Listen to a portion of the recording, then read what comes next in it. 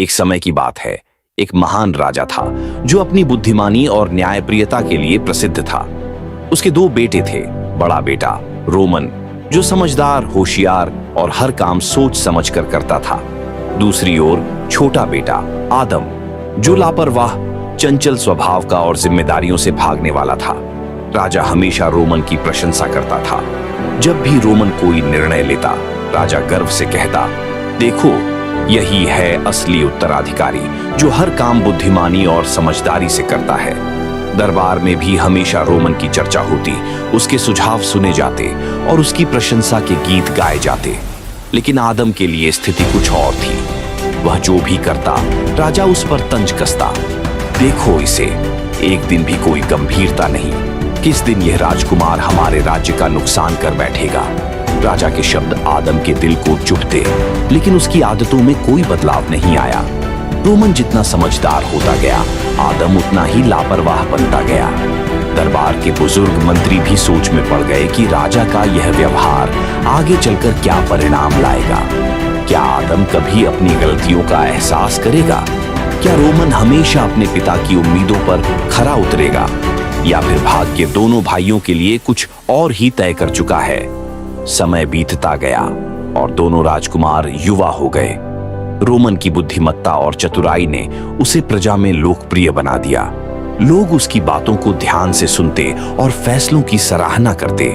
वह हमेशा राजा के साथ बैठकर राज्य के मामलों पर चर्चा करता, नए कानूनों पर सलाह देता और हर समस्या का बेहतरीन हल निकालता। राजा दिन ब दिन उस पर अधिक भरोसा करने लगा। दूसरी ओर आदम की लापरवाही बढ़ती जा रही थी। वह अधिकतर समय शिकार, उत्सव और बिना उद्देश्य के घूमने फिरने में बिताता। दरबारी उसकी हरकतों पर हंसते, मंत्री उसे नजरअंदाज करते और राजा जब भी उसे देखता, गुस्से से कहता, एक दिन तुझे एहसास होगा कि जीवन खेलकूद का नाम नहीं, लेकिन तब तक बहुत देर हो चुकी होगी। एक दिन राजा ने दोनों राजकुमारों को अपने पास बुलाया और कहा, समय आ गया है कि तुम दोनों अपनी योग्यता साबित करो।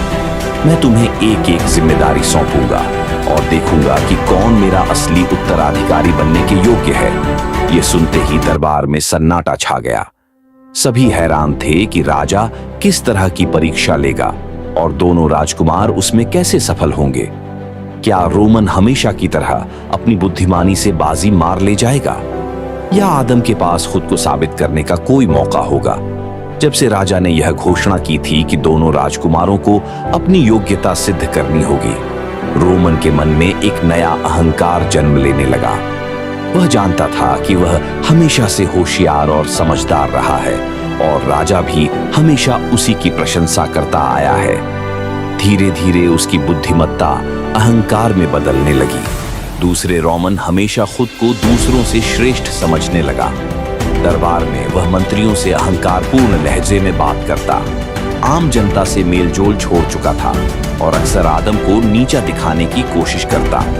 जब भी आदम कोई बात करता, रोमन हंसते हुए कहता, तुम जैसे नासमझ को शासन करने के बारे में क्या पता? राज करना केवल बुद्धिमानों के लिए होता है और मैं हमेशा से इसका हकदार रहा हूं। आदम को रोमन का यह व्यवहार खटकने लगा, लेकिन वह हमेशा इसे हंसी में टाल देता।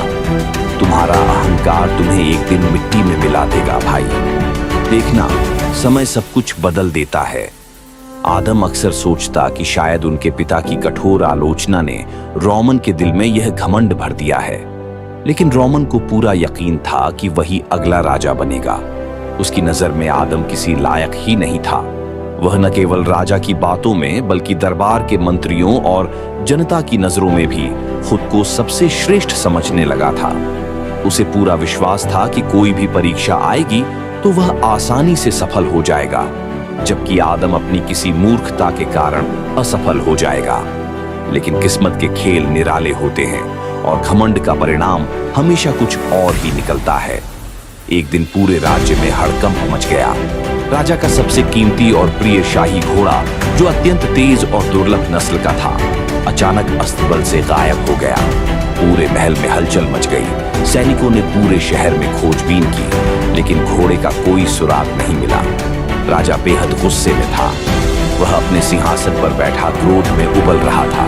आखिरकार उसने दोनों राजकुमारों को दरबार में बुलाया और गरजते हुए कहा, यह घोड़ा मेरी शान था, मेरी ताकत का प्रतीक।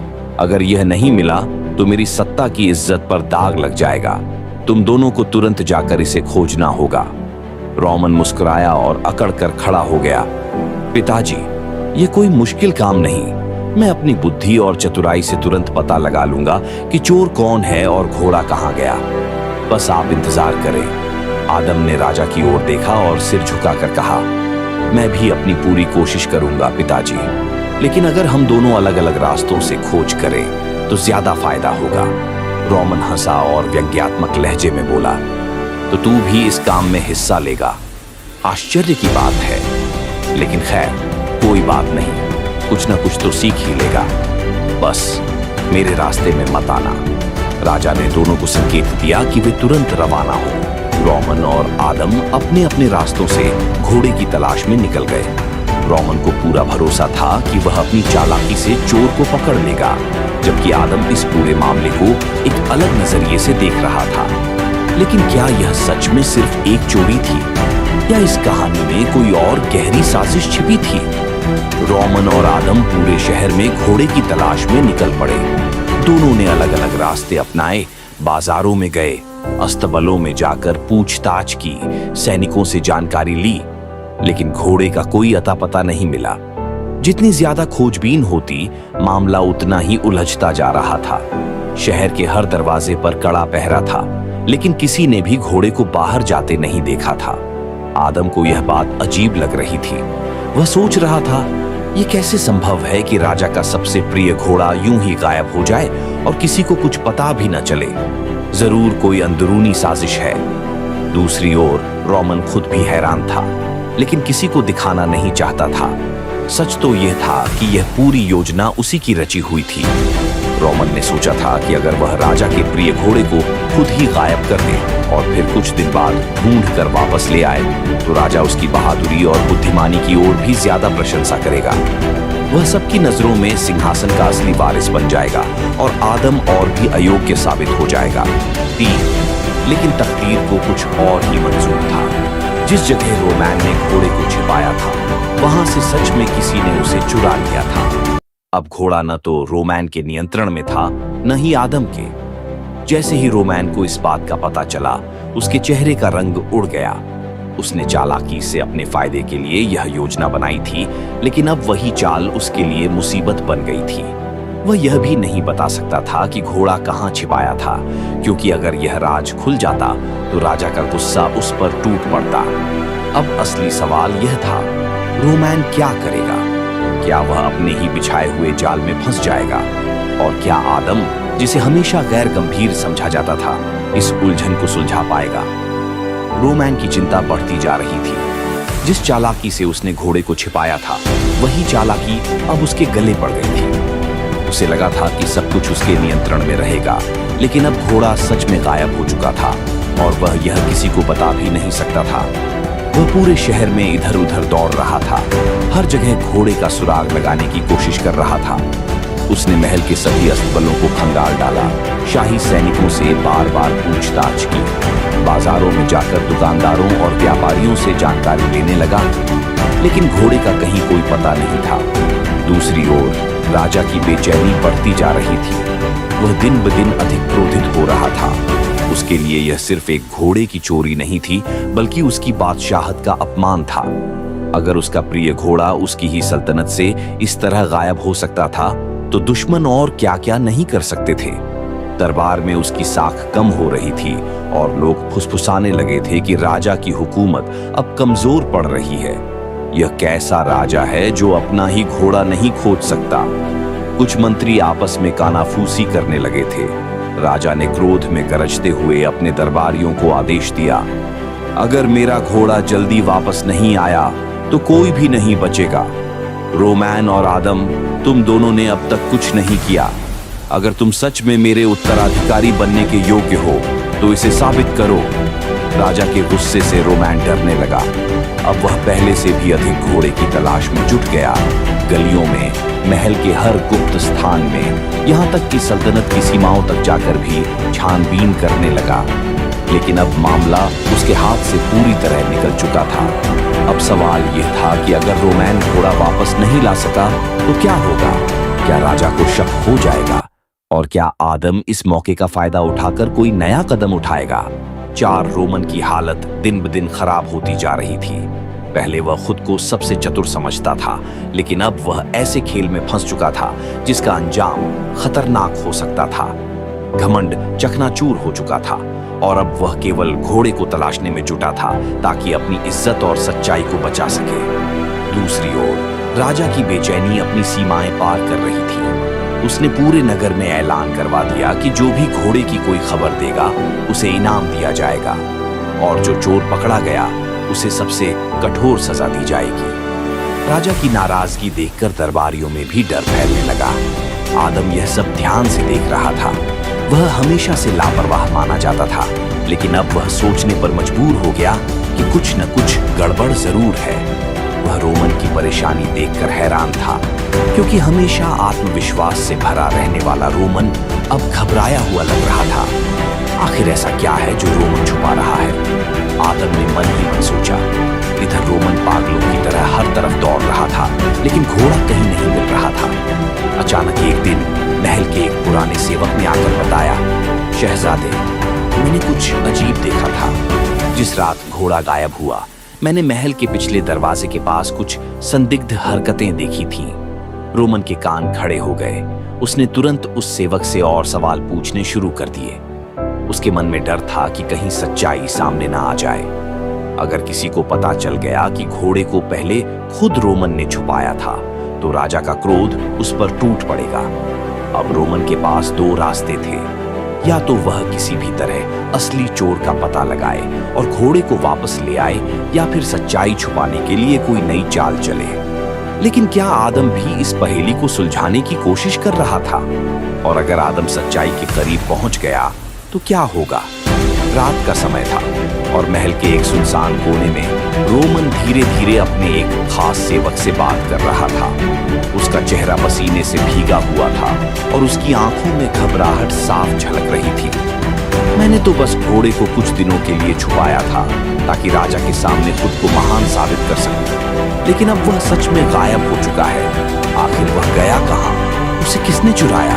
रोमन बेचैनी से कह रहा था। सेवक ने चारों ओर नजर घुमाई और धीरे से बोला, शहजादे, मैंने हर जगह खोज करवा ली, लेकिन घोड़े का कोई पता नहीं चला।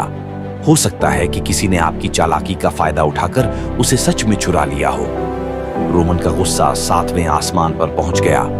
मैं किसी भी कीमत पर उस घोड़े को वापस लाना चाहता हूं। अगर राजा को जरा भी अंदाजा हो गया कि यह सब मैंने किया था, तो वह मुझे राज्य से बाहर निकाल देगा। लेकिन रोमन को यह अंदाजा नहीं था कि कुछ दूरी पर एक दीवार के पीछे छुपा आदम चुपचाप सारी बातें सुन रहा था। उसकी आंखें हैरानी से फैल गईं। तो असली चोर तो रोमन ही था। आदम ने दिल में सोचा, उसने खुद ही घोड़ा गायब किया था ताकि राजा की नजरों में अपनी जगह पक्की कर सके, लेकिन अब वह खुद मुसीबत में फंस चुका है। आदम को गुस्सा भी आया और हैरानी भी हुई, लेकिन समस्या यह थी कि उसके पास कोई सबूत नहीं था। अगर वह राजा को जाकर यह सब बताता तो रोमन तुरंत इनकार कर देता और पहले से ही राजा की नजर में आदम कमजोर और नालायक समझा जाता था। उसकी बात पर कौन यकीन करता? मुझे खुद ही इस घोड़े को ढूंढना होगा, आदम ने फैसला किया। अगली सुबह जब रोमन बदहवास होकर शहर में दौड़ रहा था और हर किसी से घोड़े के बारे में पूछ रहा था, तब आदम ने एक और रास्ता चुना। वह शहर से निकलकर जंगल की ओर चला गया, जहां महल के अस्तबल से सटे चरागाह थे। अगर किसी ने घोड़ा महल से बाहर निकाला है तो या तो उसे शहर में कहीं छिपाया गया होगा या फिर जंगल में ले जाया गया होगा, आदम ने खुद से कहा। वह जंगल के भीतरी रास्तों पर चलने लगा, पेड़ों के बीच घोड़े के पैरों के निशान तलाशने की कोशिश कर रहा था। उधर महल में राजा का गुस्सा बढ़ता जा रहा था। मेरा घोड़ा कहाँ है? अगर यह जल्द नहीं मिला तो मैं सख्त कार्रवाई करूंगा, राजा दरबार में गरज रहा था। अब सवाल यह था कि क्या आदम जंगल में घोड़े का सुराग ढूंढ पाएगा, और अगर उसने घोड़ा ढूंढ लिया तो क्या वह रोमन के छल को साबित कर सकेगा? आदम जंगल के अंदरूनी रास्तों पर चल रहा था। घोड़े के पैरों के निशान तलाशने की कोशिश कर रहा था। पेड़ों के झुंड के बीच रास्ते पर जगह जगह सूखे पत्ते बिखरे थे, लेकिन कहीं भी घोड़े के ताजे पैरों के निशान नहीं दिख रहे थे। वह काफी दूर तक आ चुका था, लेकिन अब तक कोई सुराग नहीं मिला था। क्या मैं गलत दिशा में आ गया हूं, या फिर घोड़ा यहां नहीं है? आदम ने खुद से सवाल किया, लेकिन हार मानने के लिए वह यहां नहीं आया था। वह एक पेड़ की छाया में रुका, अपनी पेशानी से पसीना पोंछा और सोचने लगा। रोमन ने जो नौकर भेजा था, उसने महल के पिछले दरवाजे के पास किसी संदिग्ध हरकत की खबर दी थी। इसका मतलब है कि घोड़ा चुराने वाला शायद महल के पीछे से निकला होगा। अगर मैं उधर के निशान तलाशूं तो शायद कोई सुराग मिल जाए। उधर महल में रोमन की बेचैनी बढ़ती जा रही थी। वह हर जगह जाकर सैनिकों को आदेश दे रहा था, लेकिन अंदर से वह खुद परेशान था। अगर किसी ने मेरा राज खोल दिया तो क्या होगा? अगर राजा को पता चल गया कि मैंने यह सब अपने अहंकार के लिए किया था, तो मेरी इज्जत मिट्टी में मिल जाएगी। वह बार बार बाजारों में जाकर व्यापारियों से पूछ रहा था, लेकिन हर जगह उसे निराशा ही मिली। उसकी हालत दिन ब दिन खराब होती जा रही थी। अचानक महल के एक मंत्री ने दरबार में खबर दी, महाराज, हमें खबर मिली है कि राजकुमार आदम जंगल में घोड़े की तलाश कर रहा है। राजा चौंक गया। आदम, वह नालायक जिसे कोई काम करने की आदत नहीं, वह जंगल में क्या कर रहा है? राजा ने गुस्से से कहा। रोमन भी चौंक गया। क्या आदम सच में घोड़े के करीब पहुंच चुका है? उसके दिल में डर बैठने लगा। अगर आदम किसी तरह घोड़े को खोज लेता तो राजा की नजर में उसकी इज्जत बढ़ जाती और रोमन की साजिश नाकाम हो जाती। मुझे कुछ करना होगा, रोमन ने खुद से कहा। वह तेजी से महल से निकला और जंगल की ओर भागा। अब सवाल यह था कि क्या आदम घोड़े को खोज पाएगा या फिर रोमन कोई नया षड्यंत्र रचेगा? और अगर आदम ने घोड़ा ढूंढ लिया तो क्या वह राजा के सामने सच साबित कर पाएगा? आदम जंगल के गहरे हिस्से में पहुंच चुका था। वह लगातार घोड़े के निशान तलाश रहा था और आखिरकार एक कीचड़ भरे रास्ते पर उसे घोड़े के ताजे पैरों के निशान दिख गए। ये निशान किसी दिशा में जा रहे हैं, आदम ने खुद से कहा और जल्दी से उनका पीछा करने लगा। थोड़ी ही दूर उसे एक सुनसान जगह पर कुछ परछाइयां हिलती हुई नजर आईं। आदम ने पेड़ों के पीछे छिपकर गौर से देखा। सामने एक खुली जगह पर 5-6 डाकू बैठे थे और उनके साथ राजा का पसंदीदा शाही घोड़ा बंधा हुआ था। आदम की आंखें आश्चर्य से फैल गईं। तो घोड़ा डाकुओं के कब्जे में है। वह और करीब जाने की कोशिश कर रहा था कि अचानक एक डाकू की नजर उस पर पड़ गई। अरे, वह कौन है? डाकू जोर से चिल्लाया और बाकी सब भी सतर्क हो गए। आदम ने तुरंत खुद को संभाला और सामने आकर बोला, मैं राजकुमार आदम हूं। यह घोड़ा हमारे राजा का है, इसे तुरंत वापस करो। डाकुओं का सरदार ठहाका लगाकर हंसा। यह राजा का घोड़ा है या किसी और ने इसे चुराकर हमें बेचा है, यह हमें नहीं पता, लेकिन अगर तुम इसे वापस लेना चाहते हो तो कीमत चुकानी होगी। कीमत? आदम ने हैरानी से पूछा। हाँ, डाकुओं का सरदार मुस्कुराकर बोला, अगर तुम इस घोड़े को वापस ले जाना चाहते हो तो हमें 10,000 सोने की अशर्फियां दो, वरना यह घोड़ा अब हमारा है। आदम के कदम रुक गए। 10,000 अशर्फियां, ये बहुत बड़ी रकम है, वह सोचने लगा।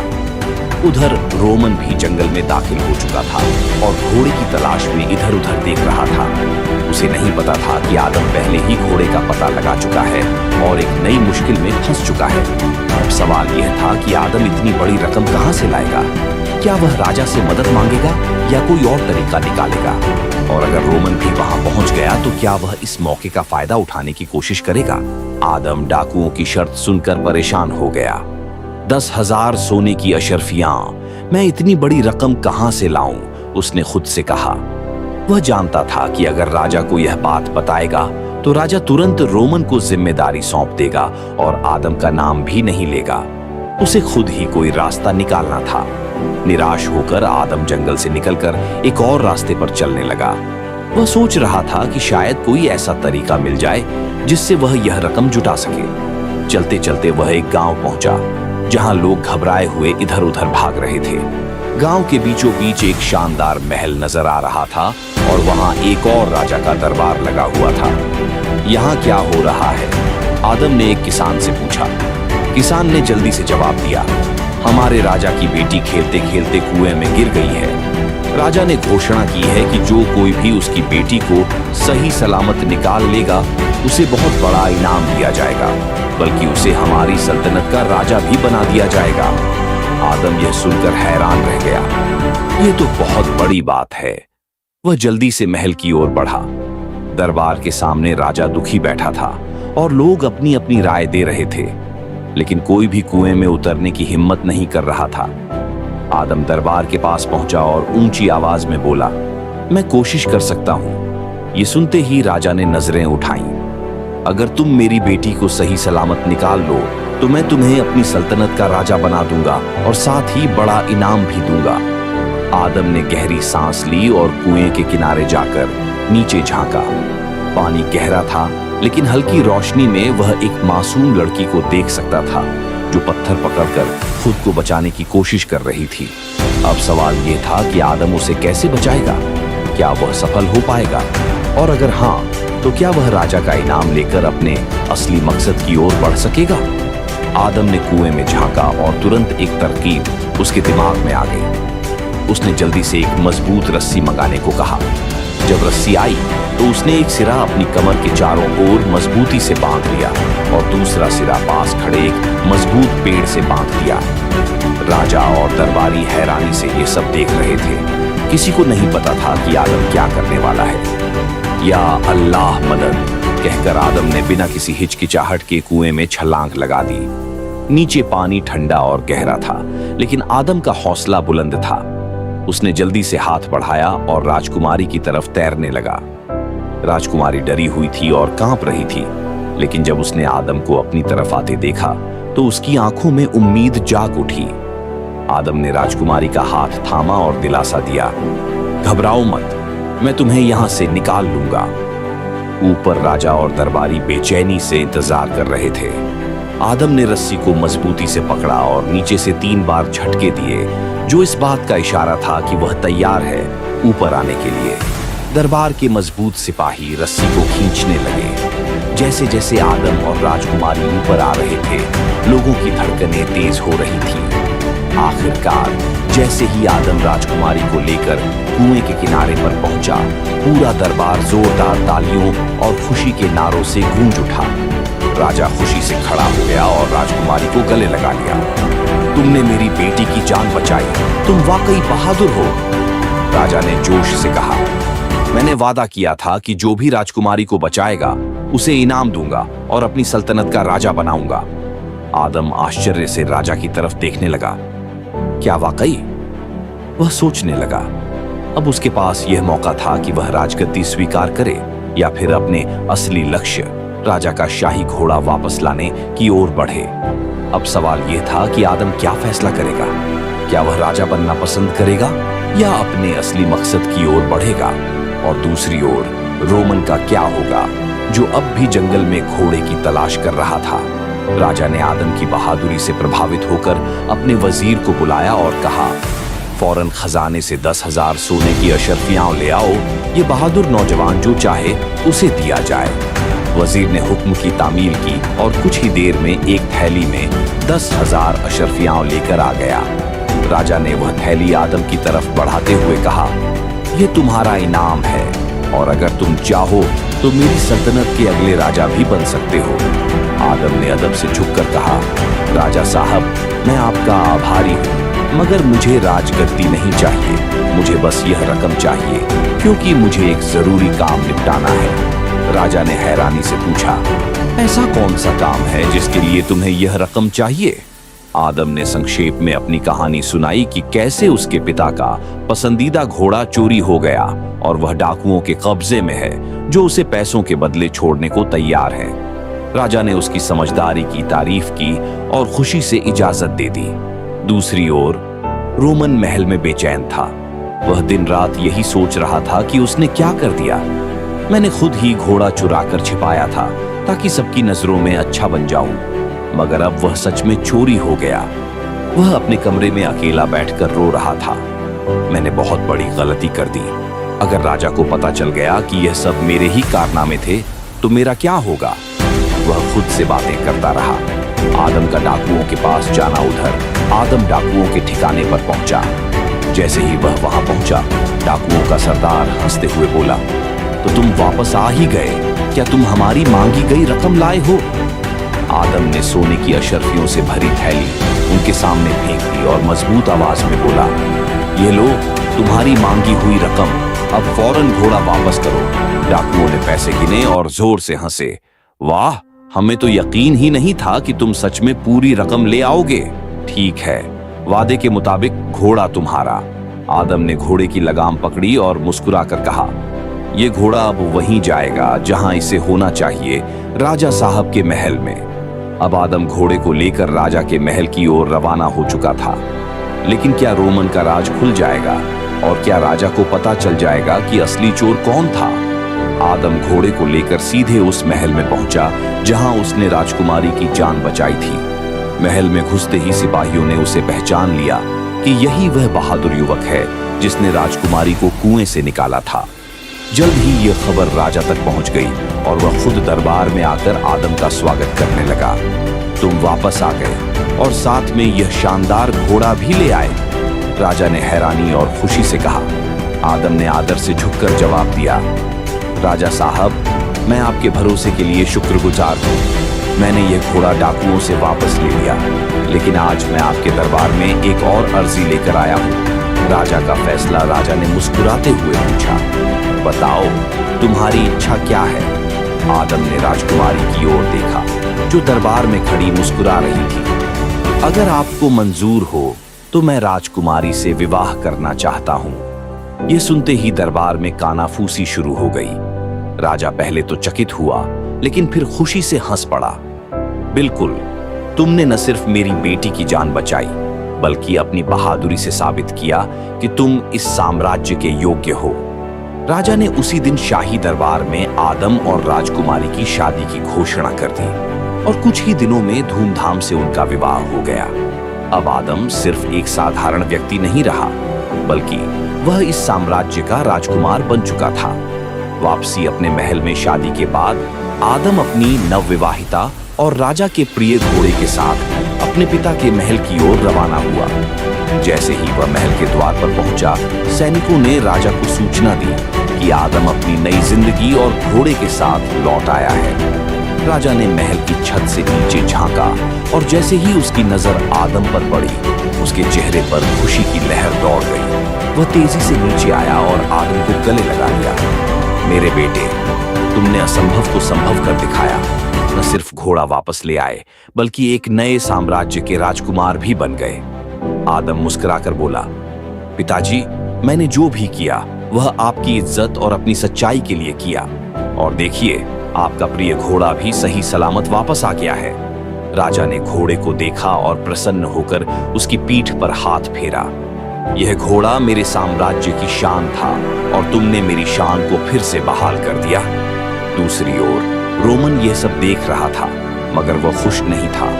वह जानता था कि अगर उसका रहस्य उजागर हो गया तो राजा उसे कभी माफ नहीं करेगा। अब सवाल यह था कि क्या रोमन का राज सामने आएगा, और अगर आया तो राजा उसके साथ क्या करेगा। आदम ने एक पल के लिए रोमन की ओर देखा, जो चुपचाप खड़ा था, पसीने से तर, जैसे किसी बड़े रहस्य के खुलने का डर हो। फिर आदम ने राजा की ओर देखा और सम्मानपूर्वक कहा, महाराज, मैं आपसे एक महत्वपूर्ण बात करना चाहता हूँ। कृपया रोमन के सबसे खास सैनिक को दरबार में बुलाया जाए। राजा चकित हुआ, मगर तुरंत अपने सैनिकों को आदेश दिया। कुछ ही पलों में रोमन का खास सैनिक दरबार में उपस्थित हो गया। वह आदम के सामने खड़ा हुआ। तभी आदम ने अपनी तलवार निकाली और सीधे उसके सिर पर रख दी। पूरा दरबार स्तब्ध रह गया। सच सच बताओ, घोड़ा कहाँ था और किसने इसे चुरवाया था? आदम की गूंजती आवाज सुनकर सैनिक डर गया। तलवार की चमक देख उसकी टांगें कांपने लगी। महाराज, मैं सच कहूंगा, यह सब रोमन की योजना थी। घोड़ा असल में उसी ने चुरवाया था ताकि वह सबकी नजरों में महान बन सके। वह खुद हीरो बनना चाहता था, मगर किस्मत ने उसका साथ नहीं दिया। यह सुनते ही दरबार में हलचल मच गई। राजा का चेहरा क्रोध से लाल हो गया। वह अपनी जगह से उठ खड़ा हुआ और रोमन की ओर गुस्से से देखते हुए गरजा, रोमन, ये सब सच है? क्या वाकई तुमने यह नीच हरकत की? रोमन, जो पहले ही घबराया हुआ था, कोई जवाब ढूंढने लगा, मगर उसके पास कुछ कहने के लिए नहीं था। उसकी चुप्पी ही उसके अपराध का प्रमाण बन गई। राजा ने गुस्से से सैनिकों को आदेश दिया, तुरंत रोमन को कारागार में डाल दो। ये मेरे विश्वास के योग्य नहीं। सैनिकों ने तुरंत रोमन को गिरफ्तार कर लिया और उसे जेल की ओर ले गए। वह चिल्लाने लगा, पिताजी, मुझे माफ कर दीजिए, मैंने गलती की। मगर राजा ने उससे मुंह फेर लिया। आदम को राजा बनाया गया। राजा ने गहरी सांस ली और आदम की ओर देखा। फिर पूरे दरबार में अपनी गरजती आवाज में घोषणा की, आज से आदम मेरे साम्राज्य का नया राजा होगा। उसकी बुद्धिमानी, बहादुरी और ईमानदारी ने साबित कर दिया कि वह इस सिंहासन का सच्चा अधिकारी है। पूरे दरबार में खुशी की लहर दौड़ गई।